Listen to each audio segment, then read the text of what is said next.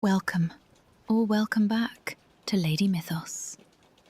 Tonight, we wander into the molten heart of Greek mythology, to the blazing plains of Phlegra, birthplace of giants, battleground of gods, and home to one being unlike any other, Alcyoneus, the giant who could not die so long as he stood upon the soil of his mother, the earth. Before you close your eyes and drift away with this story, don't forget to subscribe to the channel and ring the little bell. It seems like such a tiny gesture, but for a storyteller like me, it goes a very long way. It helps me keep making these long, gentle journeys into old myths, and it makes sure you're one of the very first to hear the next story when it arrives. All right. Settle in now. Let your breath soften. Let your shoulders fall away from your ears. Let the day loosen its grip on you, like a cloak slipping from your shoulders. In your mind, you can imagine a small fire in the dark, crackling softly before you. Behind it, the world of the old stories begins to stir. And tonight, we step into a world where stone remembers, where the earth breathes, and where myth walks in shapes too large for mortal shadows.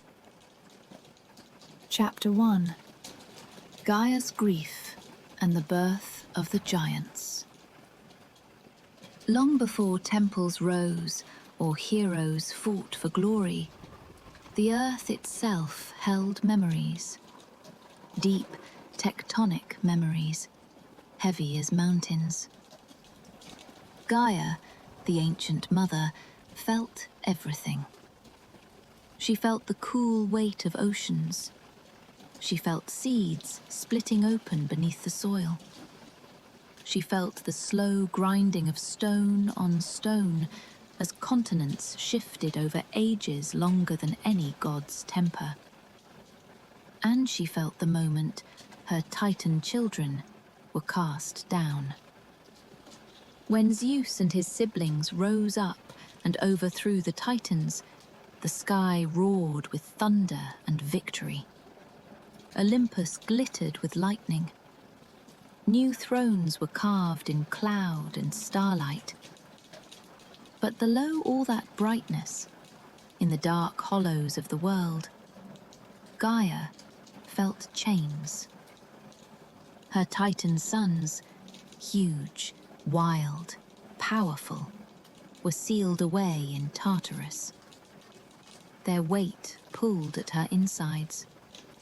Their struggles made distant mountains shake. Their anger burned like a fever running through her stone bones. The gods called it justice. Gaia called it loss. Grief in a being as old as the earth does not look like tears. It looks like pressure building. It looks like magma rising. It looks like fault lines waiting for the right moment to move.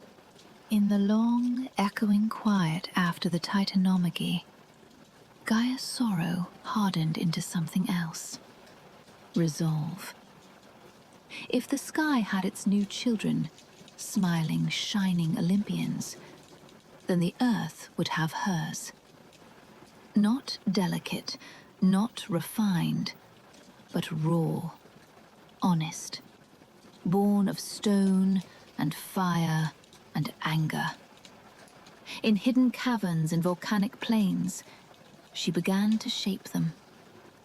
She drew from the crust of the world, from black rock and molten rivers, from the roots of old mountains and the ashes of long-dead forests. She mixed it all with the hot, humming energy of her own rage. From this, the giants were born. They did not fall from the heavens. They did not rise from the sea. They came up through the earth itself, as if the land were exhaling beings of pure defiance. Among them, one rose higher, broader, heavier than the rest. When he pushed up through cracked black rock and the crust of Phlegra split around him, it was like watching a new mountain being born. Dust and steam billowed, stones rolled down the slopes of his shoulders. His skin was dark as cooled magma, streaked with faint reds, like veins of ore running under the surface. His hair spilled down his back like smoke. His eyes, when they opened, glowed ember bright. Not the cold gleam of starlight, but the living heat of a coal that has been burning for a very long time. This was Alcyoneus. He took his first breath, drawing in hot air tinged with sulfur and ash, and as his feet sank into the scorched soil of Phlegra, he felt something stir up through him. A warmth, a strength, an answering pulse. The earth itself was greeting him. Gaia's voice rose up through the rock, not as words in the air, but as meaning pressed directly into his bones. You are mine. As long as your feet touch this land, death cannot claim you. It was a promise, a shield, and a weapon all at once. Alcyoneus didn't yet understand what death cannot claim you fully meant, but he understood this. The ground beneath him was not just a surface to walk on, it was a mother's hand. He walked a few steps, each one shaking loose pebbles, each one answered by the deep hum of the plains. The sky above belonged to Zeus now, but the ground he stood on, that was Gaia's, and through her, it was his. Chapter 2. Alcyoneus, the immortal giant of Phlegra. Phlegra was not gentle. Imagine a landscape where the world never quite cooled. The land here split apart in ragged seams, and from those seams rose hot breath, steam, smoke, and sometimes a faint red glow far below, like the eye of a sleeping dragon. The rocks were dark and glassy, broken into jagged shelves. The air carried the bitter tang of sulfur and scorched minerals. At night, the horizon flickered with faint, distant lights where lava oozed or where fires smoldered under the crust. To most beings, this would be a place of fear. To Alcyoneus, it was comfort. He wandered the burning plains as a child might wander a familiar garden. He learned where the ground was solid and where it was thin and treacherous. He learned to stand perfectly still and feel the deep tremors of magma moving far, far below. Sometimes, when he was tired, he would lie down with his cheek against the stone, as if pressing his ear to a great, beating heart. The earth would hum softly under him, sending warmth up into his ribs, into his spine, into the back of his skull. He grew like this, slowly, steadily, until the hills that once loomed over him were no more than gentle bumps beneath his knees. The other giants were wilder. Some delighted in uprooting forests and hurling hillsides just to see them shatter. Some roared at the sky, shaking their fists at the distant glitter of Olympus. Alcyoneus didn't shout much. He preferred to listen. He listened to the wind sliding over rock. he listened to the faint hiss of steam from tiny vents in the ground. He listened to the deep, patient creaks and groans of the earth settling itself after long ages of war. He felt, too, the shadows of distant lives, fishermen along coasts, shepherds on greener hills, children running through fields. Their footsteps barely tickled the edges of his awareness, but he knew they were there. And among all these soft, faraway stirrings, one presence was always closest: Gaia. Sometimes he felt her attention on him like a change in pressure, a shift in the air. Sometimes the volcanic plain would warm around him a little more when he was weary, or the tremors would quiet when he felt uneasy. He was her son, and her chosen bulwark. But even in Phlegra, whispers travelled. From wandering gods, from winds that had brushed the slopes of Olympus, from the subtle currents of fate itself, came rumours. Zeus's confidence, Hera's watchful gaze, Athena's sharp-eyed planning, oracles mumbling in smoky caves about a war not yet fully formed. A war between sky and earth. Alcyoneus knew, in the deep, simple way mountains know, that winter will come. That he had not been born only to walk and watch. He was a piece of something larger. A stone set aside for a wall that had not yet been built. He did not crave war, but he did not fear it either. When the time comes, he would murmur to the hot air around him, "I will stand where you have put me, Mother. I will not run." And beneath him, the ground would hum in agreement. Chapter 3. Olympus hears the prophecy. High above the smoke and ash of Phlegra, Olympus rose bright and cool, its peaks wrapped in shining cloud. In the great hall, where columns soared up and the sky itself formed the ceiling, the gods gathered. The floor was polished stone, veined like lightning. The air smelled faintly of incense, wine, and ozone. The mood was uneasy. "Again," Zeus said, lightning threading lazily between his fingers. "Tell me the words of the prophecy."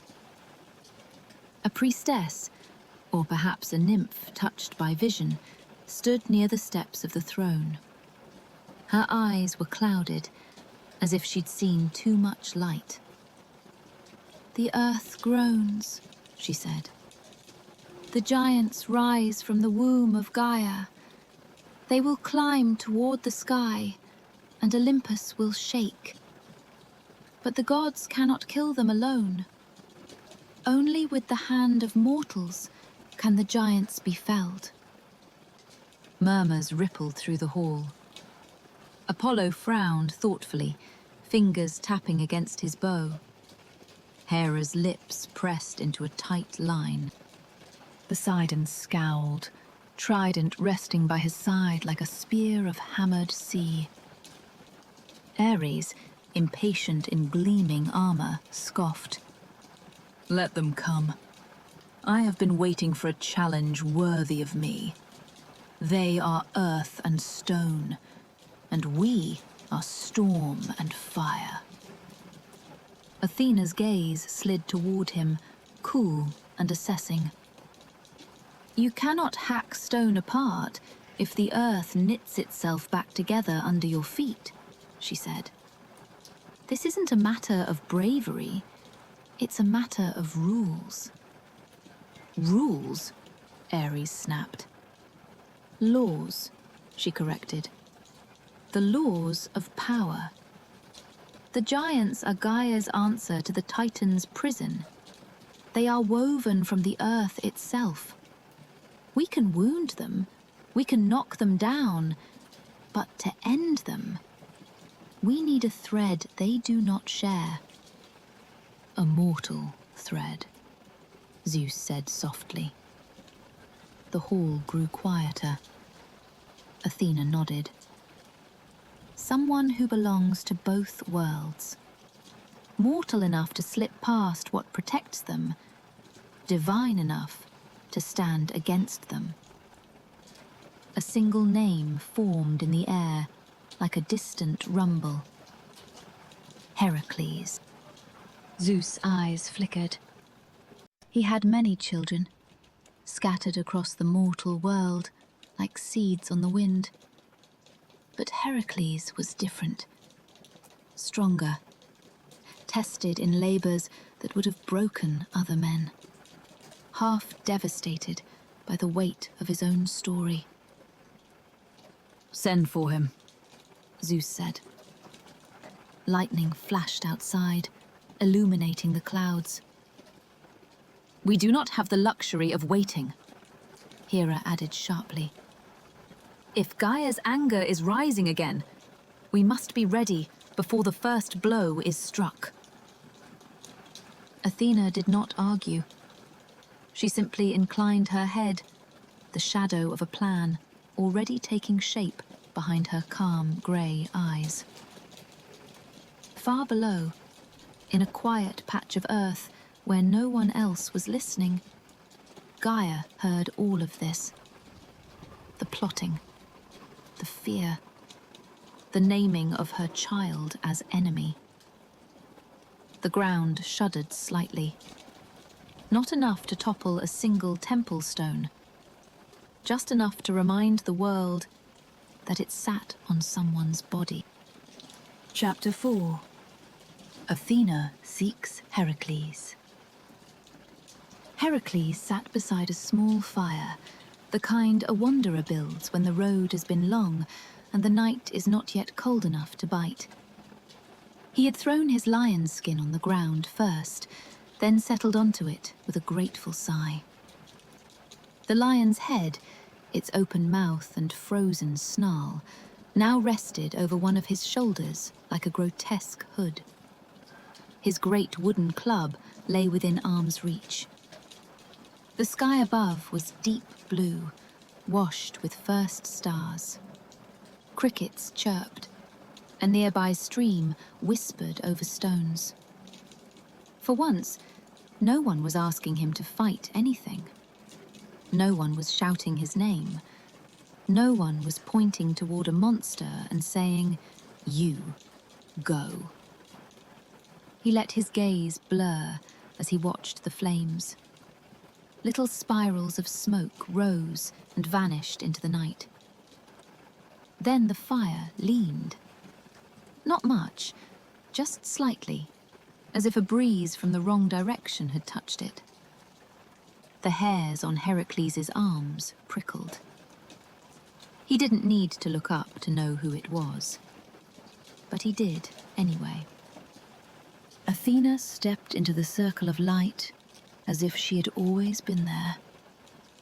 Her armor was simple but perfect, every strap in its place. The owl on her shoulder blinked once, twice, and then settled into stillness. In her presence, even the quiet seemed to sharpen. "You look tired," she said. Heracles huffed a laugh. "I'm always tired," he admitted. "It's just that sometimes I notice it more." She lowered herself gracefully to sit on the opposite side of the fire, spear resting at her side, helm in her lap. "The world is turning again," she said. "The old war was not the last." "You mean the Titans?" he asked. "Something newer. Something born after that victory." Her eyes reflected the flames, but her gaze seemed to be on something much further away. Gaia has made children with anger in their bones. Giants. And one of them cannot fall as long as he stands upon the land where he was born. Heracles leaned forward, elbows on his knees. Alcyoneus. Athena nodded. Phlegra is his cradle and his armor. The gods can strike him, but the earth will not let him die while he stands there. We can push him back. We cannot remove him. Not without you. He rubbed a hand over his face, fingers sliding across rough stubble. I've wrestled lions, fought hydras, fetched apples that were never meant for human hands. I've cleaned stables in a single day. I've served kings who did not deserve my service, and gods who did not always deserve my patience. He met her eyes. Tell me this isn't just another chore someone has written on my back. Athena's expression softened.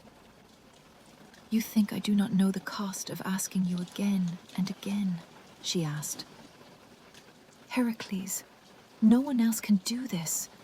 You are not a tool. You are a bridge between divine and mortal, between what is allowed to strike and what is not. He was silent for a long while. The fire popped quietly. Somewhere in the darkness, an owl called and another answered. I don't want to kill a son for his mother's anger, he said at last. No one ever wants to do these things, Athena replied. The question is whether you can bear to live in a world where it remains undone. He closed his eyes briefly. He had carried so many weights already. Guilt, labor, expectation. This was just one more stone on the pile. When he opened them again, resolve had settled in his gaze. Tell me the road to Phlegra, he said. Athena rose. Follow the land until it stops being kind, she said. When the air burns in your throat and the rocks bite your feet, you'll know you're close. She placed a hand lightly on his shoulder. You are not alone in this, even when you feel that you are. Then she stepped back, and the night folded around her, and she was gone. Heracles sat for a moment longer, staring at the place where she had stood. Then he reached for his lion skin, his club, his bow. The fire burned on, a small, bright circle in the dark. But for him, the road had already begun. Chapter 5. Journey to the Land of the Giants. The next days, or weeks, time can become vague on long roads, flowed together in a rhythm of footsteps and changing landscapes. Heracles walked through quiet villages where people glanced up from their work, recognizing him in a mixture of awe and pity. Children whispered his name like a spell.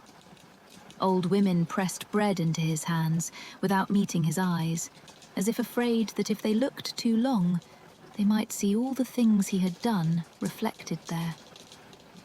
He crossed fields rippling with wheat, the heads of grain brushing against his legs.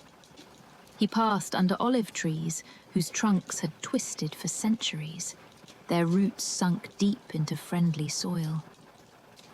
But slowly, the world began to thin.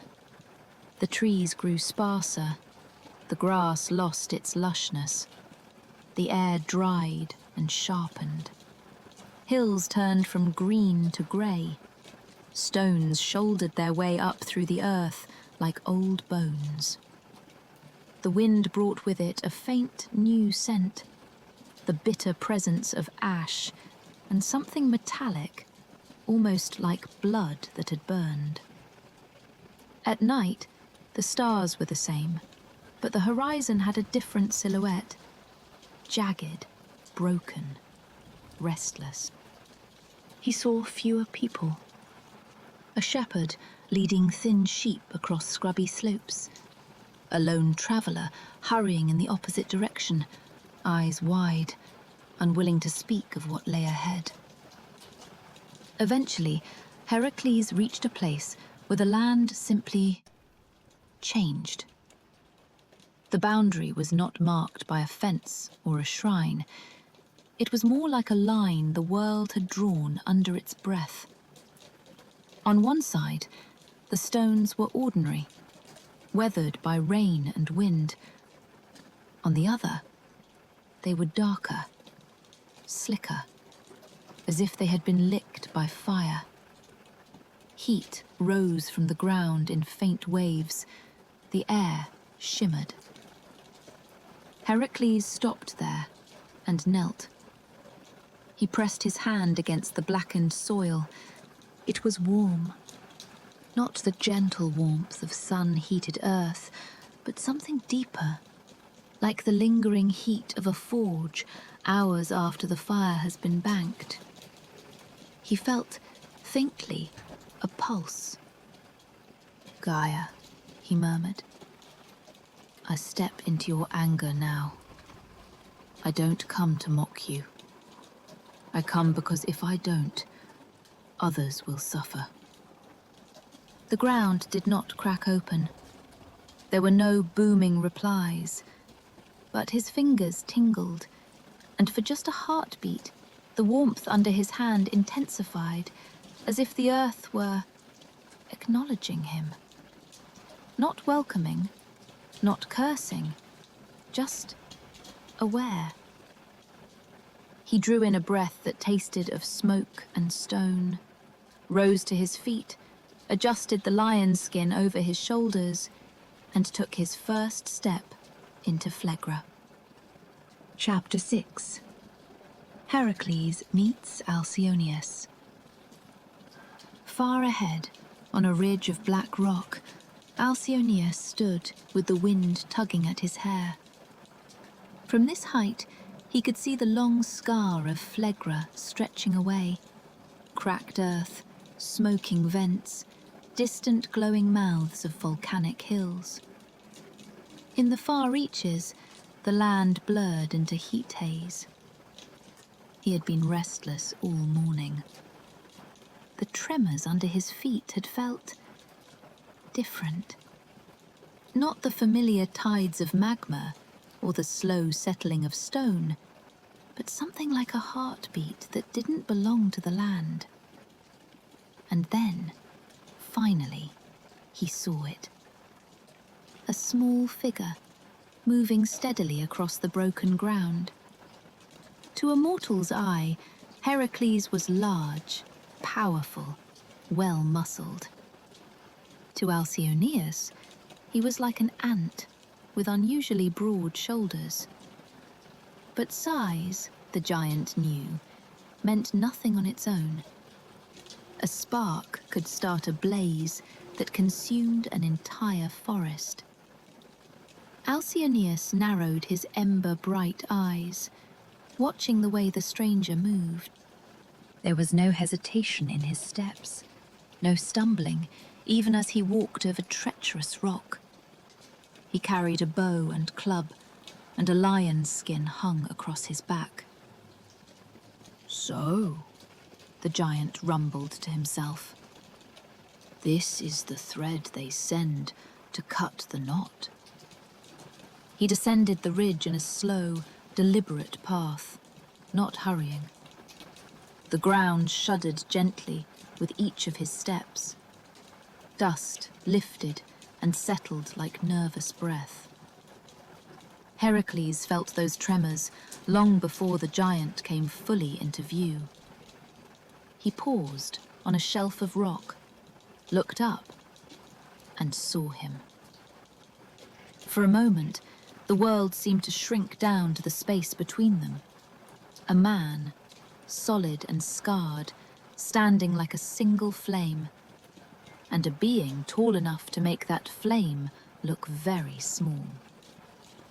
Alcyoneus came to a halt a short distance away, not looming directly overhead, but close enough that his shadow fell full across Heracles.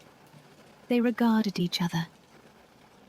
"You're smaller than I expected," Alcyoneus said at last, voice resonant but not unkind. "You're larger than I hoped," Heracles replied, dry. A brief flicker of amusement passed over the giant's features. "Honest? Good." He touched the ground lightly with his toes, feeling strength thrumming up through him.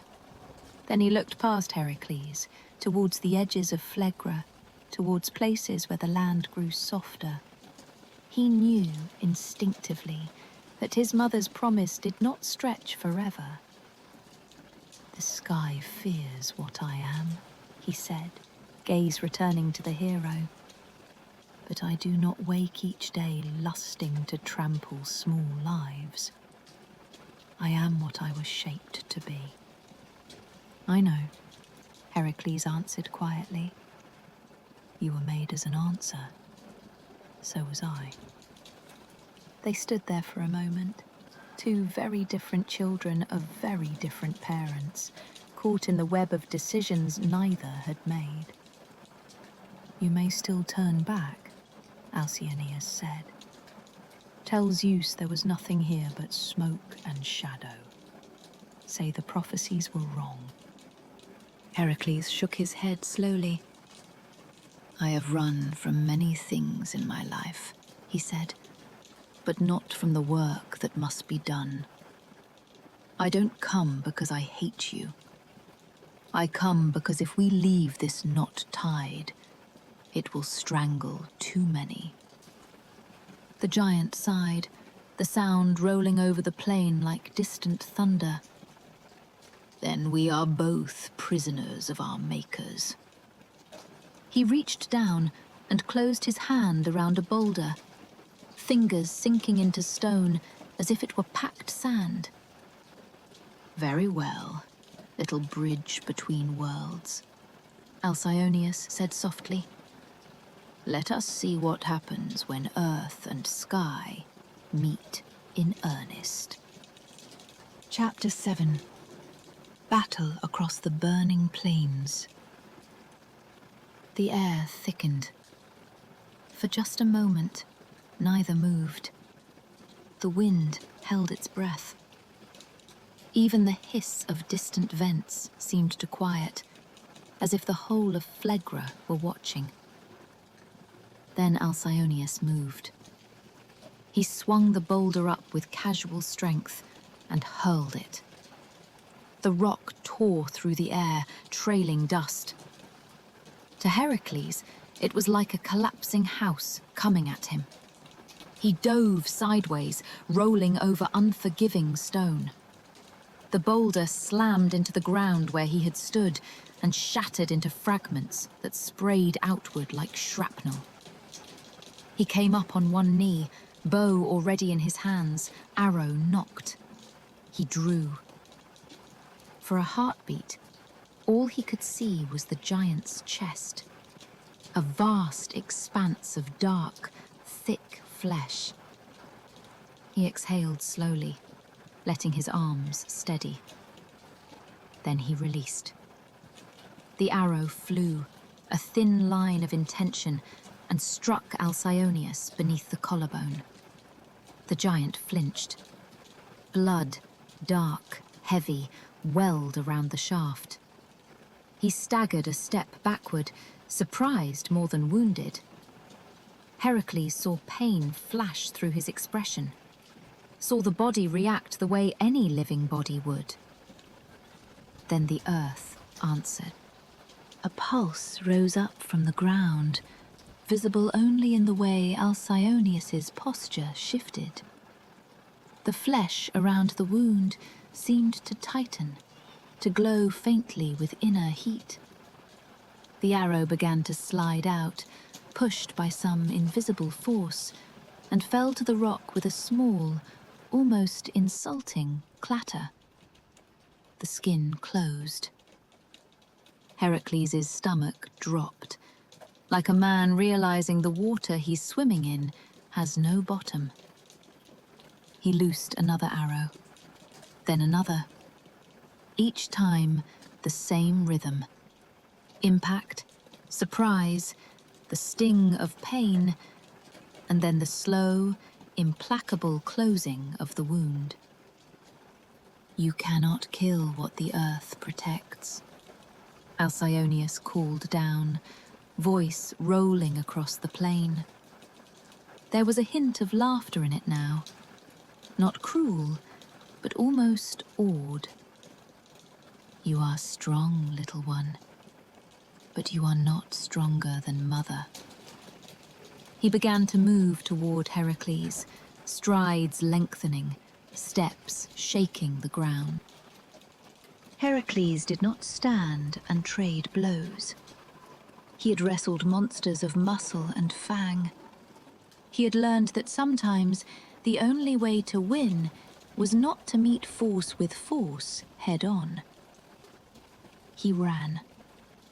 He darted between slabs of broken rock, leaping over fissures, skidding down slopes of loose gravel. Behind him, the giant's shadow lunged and retreated as Alcyoneus followed at a pace that was almost lazy, confident that no matter how many arrows struck him, he would stand. As Heracles ran, he fired, arrow after arrow. Some hit, some missed, bouncing off boulders with sharp, metallic pings. None of them stayed in the giant's flesh for more than a few heartbeats. But Heracles was aiming at more than a body now. He was watching the land. He felt the hum of power under his feet, stronger in some places, weaker in others. He felt how the warmth of the ground shifted, the way the air thickened or cooled. It was like moving across a vast, invisible map, whose lines were drawn in energy rather than ink. Finally, he saw it. Up ahead, the plains dipped into a broad, jagged fracture, a canyon of sorts, where the rock had split long ago and never come fully back together. On the far side, the land looked a little different, still harsh and rocky, but less alive with heat. The invisible weight pressing on his skin there felt lighter. The edge of Gaia's fiercest protection. Heracles arrowed toward it, lungs burning. Behind him, Alcyoneus laughed again, amused by this tiny creature that ran and stung and ran again. "You cannot flee far enough," the giant called. "Phlegra is wide, and I stride farther in one step than you do in 20. Heracles did not answer. He reached the canyon's lip and skidded to a stop, stones tumbling into the drop. For a moment, he stared down, at the broken rocks below, at the sharp, unforgiving slopes, and then across to where the ground changed. He didn't need to cross himself. He just needed to bring the giant here. He turned, bow in hand, and waited. Chapter 8. The Fall of the Giant. Alcyoneus approached with easy, rolling strides, the way a man might walk toward a stubborn animal he is sure he can catch. He could have thrown another boulder, of course, or reached down with his long arms and swatted at Heracles like a fly. But something in him, a kind of curiosity, wanted to see what this mortal-born hero would do. "You have reached the end of the world," the giant said, gesturing with a broad sweep toward the ravine. "Do you hope I'll simply trip and fall for your convenience?" Heracles' chest rose and fell heavily. He lowered his bow, hanging it over his shoulder, and flexed his fingers. "I hope," he said, "that you will forgive me. But I don't expect you to." That gave Alcyoneus pause. "Forgive you for what?" he asked. Heracles didn't reply. He moved. Instead of jumping back or turning to run, he surged forward, straight toward the giant's legs, toward one of those massive ankles planted firmly in the soil of Phlegra. It was so unexpected that Alcyoneus didn't react in time. No one had ever rushed toward his feet before. He reached down instinctively, but Heracles was already there, wrapping both arms around the thick column of that ankle. For a heartbeat, they froze in that strange tableau. A man clinging to a limb as big around as a tree trunk, a giant blinking down at him in surprise. Then Heracles pulled. Every muscle in his back and shoulders screamed. His arms trembled. His heels dug into the rocky ground, scraping, skidding, finding purchase, losing it. He felt as though he were trying to jerk a rooted mountain loose. But Gaia had not anchored Alcyoneus like a peak. She had made him to move. And so, slowly, reluctantly, his foot shifted. Just a little. Just enough that the skin under his heel peeled away from the hot, blessed soil. Alcyoneus gasped. It felt as though someone had yanked a plug from his body. The steady flow of strength from the ground stopped. In its place, there was a sudden hollow. A silence where there had always been music. "What are you?" he began. Heracles didn't let him finish. With a desperate cry, he twisted his body and used the giant's own momentum to topple him sideways, away from the ravine's edge, yes, but also away from the deepest, hottest part of Phlegra's power. The giant crashed down, the impact sending a shock through the earth. Dust exploded into the air, rocks split.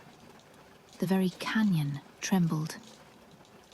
Heracles was flung aside, rolling over jagged stones. He came up coughing, eyes stinging, lungs burning from dust and effort. Through the slowly settling haze, he saw Alcyoneus. The giant was on one knee, one hand pressed to the ground, as if trying to force the connection back into existence.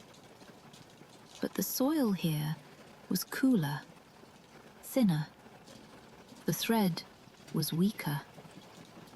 What had once been an unbreakable rope was now a fraying strand.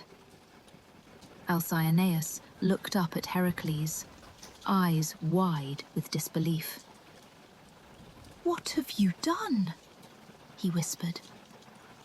There was no roaring now, no thunder, just a low, raw sound. Heracles staggered to his feet and drew his bow once more.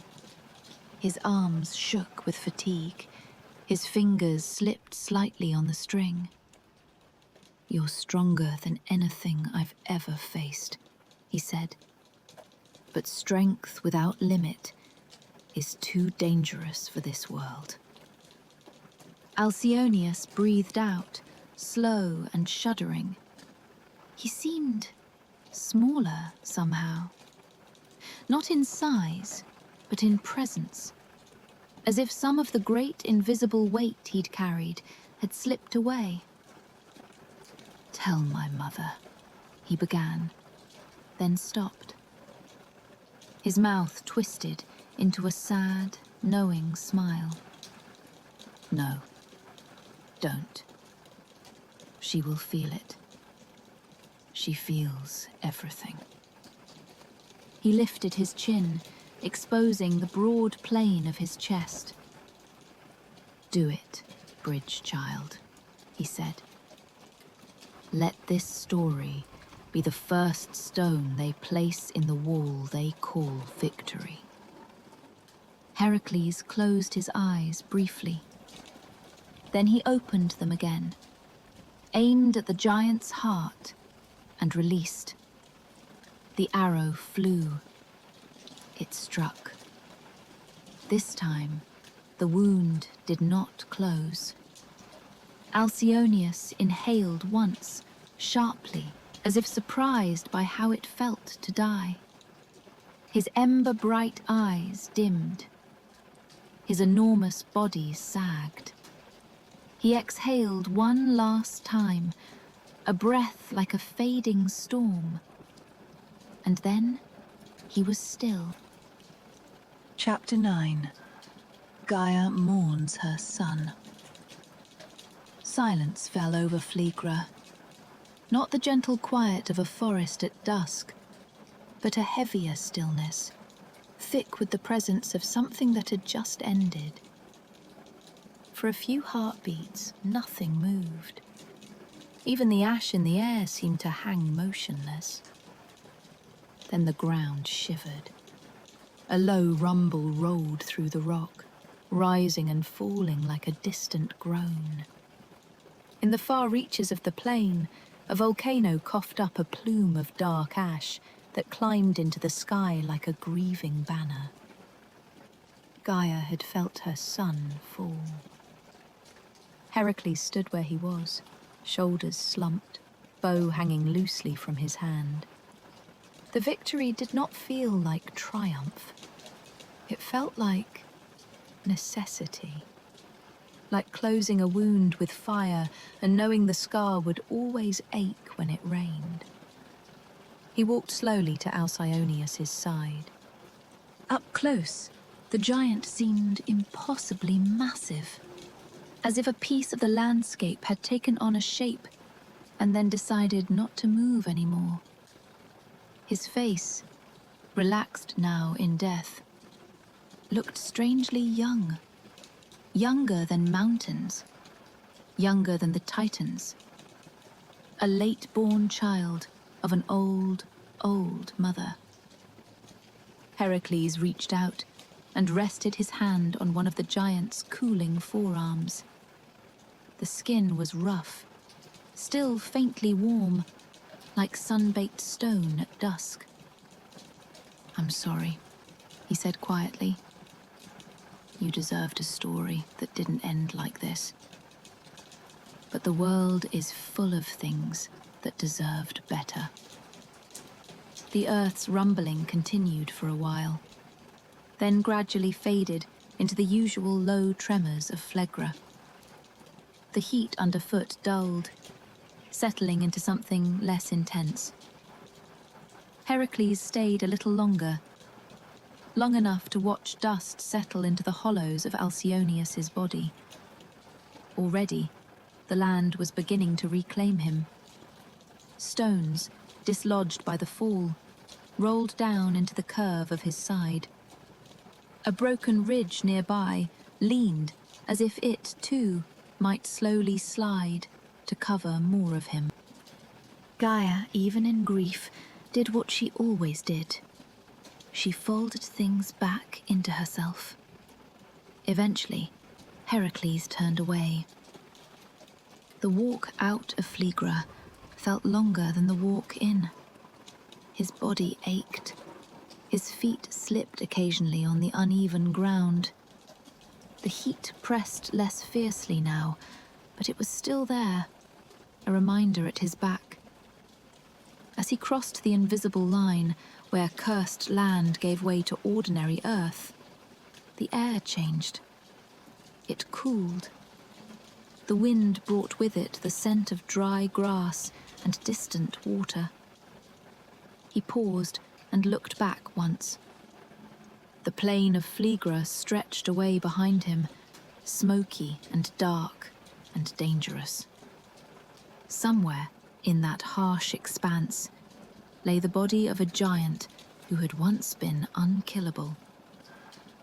Heracles bowed his head briefly, then continued on. When he drew near places where the gods watched him more clearly, places where shrines glittered and temples cut bright lines against the sky, word of what he had done reached Olympus. Zeus heard it with a nod and a tightening of the jaw. One threat removed, one prophecy in motion. Hera heard and said nothing. Ares grinned and spoke of future battles. Athena stood on a high balcony of cloudstone and looked down at the mortal world, at the tiny moving figure of Heracles, and felt a mixture of pride and sorrow. "This is only the beginning," she murmured. The Gigantomachy, when it came, would be terrible. But it would not have begun with the same shape if not for what had happened in Phlegra. The first stone had fallen. The wall of history shifted. Chapter 10. The Giant's Resting Place and Old Stories. Time passed. Seasons turned over and over like pages. Snow sometimes dusted the edges of Phlegra, melting quickly where the ground burned hottest. Rain came and hissed on rock, carving small channels in the dark slopes. The place where Alcyoneus fell changed slowly. Moss found footholds in the cracks of his stone-like skin. Wind-blown soil settled in the hollows of his body. Tiny, stubborn plants sprouted there, their roots exploring the ridges of his bones. From a distance, the shape of him blurred into the landscape. What had once been clearly a fallen giant became, to mortal eyes, just a strange hill. A long, sloping rise with a familiar curve to those who knew what to look for. But almost no one did. Travelers sometimes passed that way, hurrying uneasily across the warm ground. Some claimed they felt watched there. Others said that if you stood very still at dusk, you could feel a slow, deep pulse beneath your feet, like a heart beating in sleep. They didn't know whose heart it had been. Far away, in a village that had never seen Phlegra, a storyteller settled beside a hearth.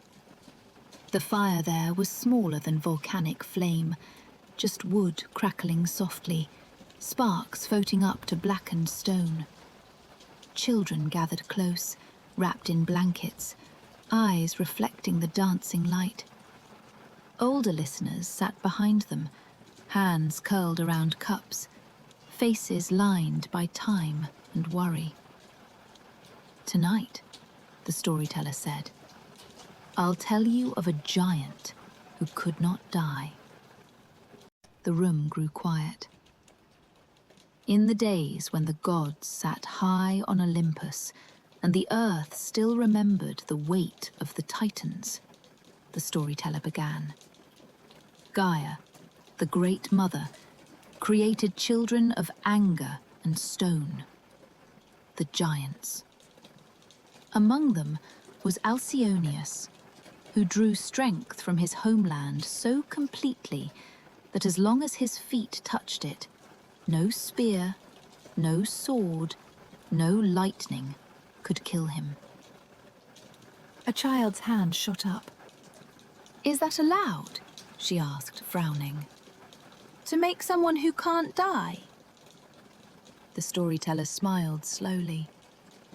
"Sometimes the powers of the world bend their own rules when they are in pain," they said. "But nothing made in anger can escape consequence forever." They told the gathered listeners of Phlegra, of Heracles, of the chase and the arrows and the broken connection. They did not linger on every detail of the killing, not here, by the hearth, with small ears listening. but they spoke of the sadness, of the way Heracles' victory tasted like earth and ash instead of glory. So the giant fell, the storyteller finished softly. Not because he was weak, but because even the strongest of us stand on something. And if what we stand on is taken away, we all become vulnerable. One of the older listeners, someone with more years behind them than ahead, nodded slowly. "Is that why the ground shakes sometimes?" they asked. "Because the earth is still angry about her son." "Perhaps," the storyteller said. "Or perhaps it's just the way stone remembers. The world is full of old stories. Some of them are in words. Some of them are in the way the land rises and falls." The fire crackled. Outside, the wind brushed past the walls of the house, carrying with it the faint scent of soil and leaves. And somewhere, very far beneath their feet, Gaia turned her vast attention from one corner of herself to another, forever feeling, forever remembering.